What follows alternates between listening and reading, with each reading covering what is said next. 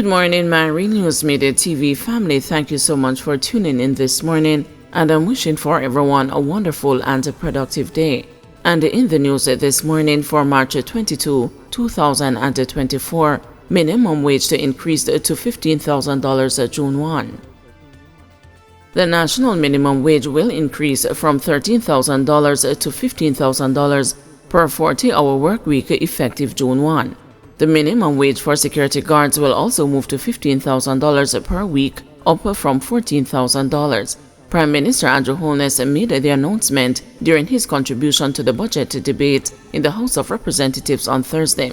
This represents a 15% increase in the national minimum wage.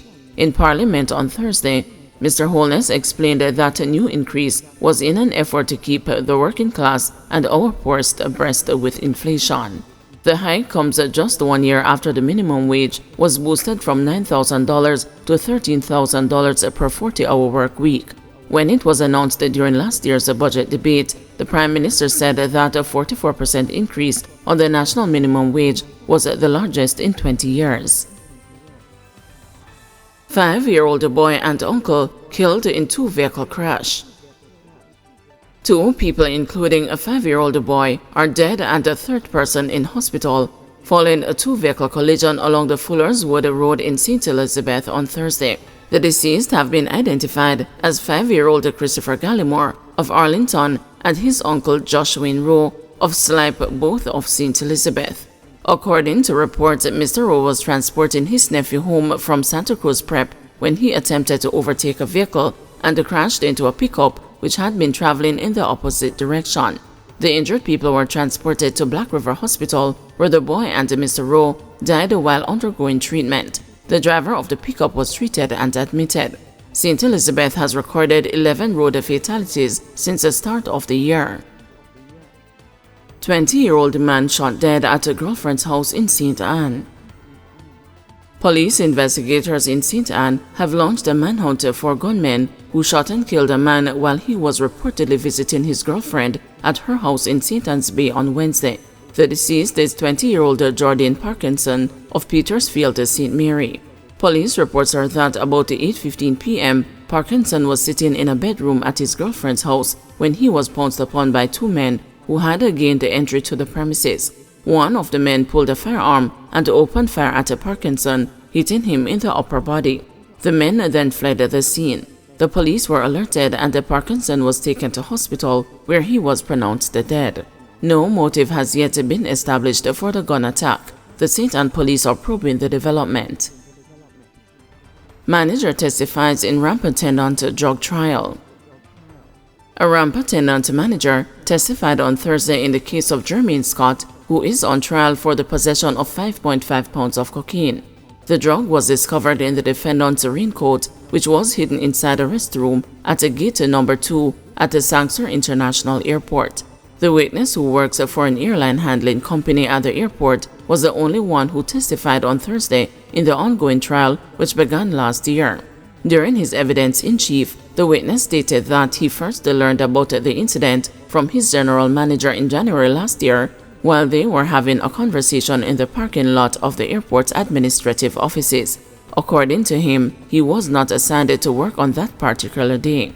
Furthermore, he stated that he had the task of creating a 6-week roster and identified Scott in court as one of the employees who was scheduled to work on the day of the incident. During cross-examination, Scott's lawyer, Henry McCurdy, attempted to elicit information about how to access gate number 2.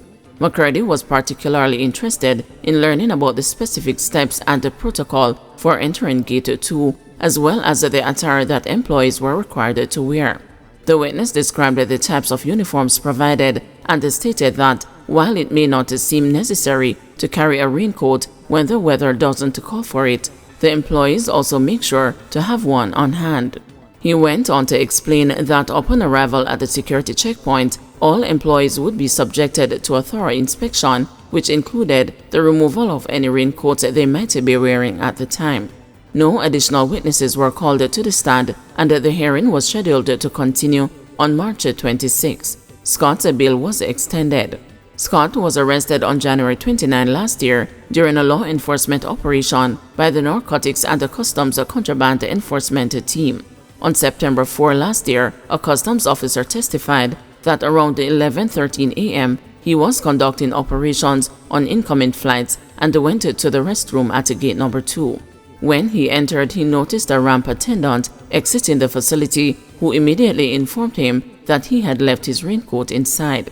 He explained that Scott removed a blue raincoat from behind a cubicle, and as he was about to leave, he stopped him and asked to see the coat, but he seemed hesitant and clung onto it.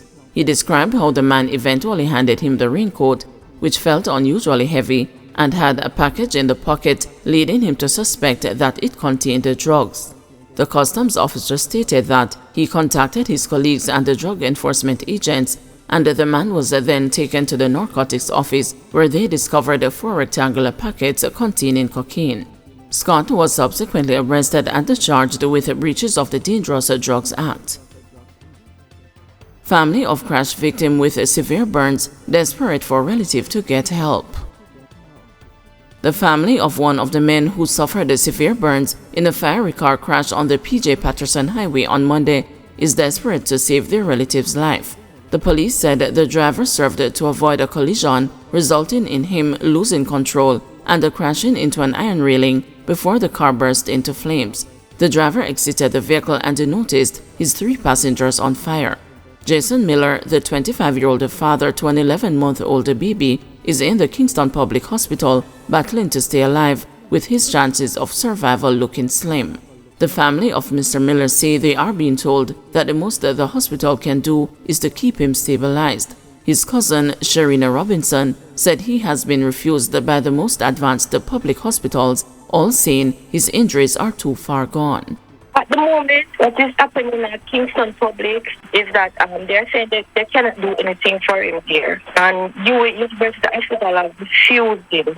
They're saying that his burn extent is to 85%, so it's too far gone. And the other victim that was traveling in the car would have a better chance than him. So they took that one. We are in contact with Miami, Jackson Memorial, Miami, where they say. So this morning they said that they can't take him, they refused him. They were in contact with the doctors at KPH, and they got the medical report, everything there, and pictures and whatever. But they said that they refused to take the case because it is too far. We are trying to find assistance from someone, anybody who has been through this before, when you somebody, when you probably an hospital where a burn victim or so went before, also when we can get taken. We will look at his case and get to take him. Replacement of Troy Bridge to begin in upcoming fiscal year. Prime Minister Andrew Holness has announced that work to replace the collapsed Troy Bridge on the southern Trelawney-Manchester border will begin in the upcoming financial year. Commuters and the stakeholders have complained about the lengthy delay in replacing the bridge after it collapsed during the passage of Tropical Storm Grace in August 2021. Mr. Holness said under the current public investment management guidelines, the project is required to go through a full public investment appraisal process even before procurement. Under the current public investment management guidelines, however, project is required to go through a full public investment appraisal process. This is even before we get to procurement. This has resulted in significant delays in implementations. However, today I can finally announce that a contract has been awarded and work will begin early in this first quarter of the coming financial year. 23 post offices across Jamaica will be renovated and used as NIDS enrollment sites. The procurement process for 8 of these, Montego Bay, Black River, Maypen, Santa Cruz, Falmouth, St. Anne's Bay, and Ocherius, and Mandeville, has been completed and work will begin shortly. The renovated post offices will double as digital service points, which will become dedicated areas for people to receive help and to have access to digital services free of charge. So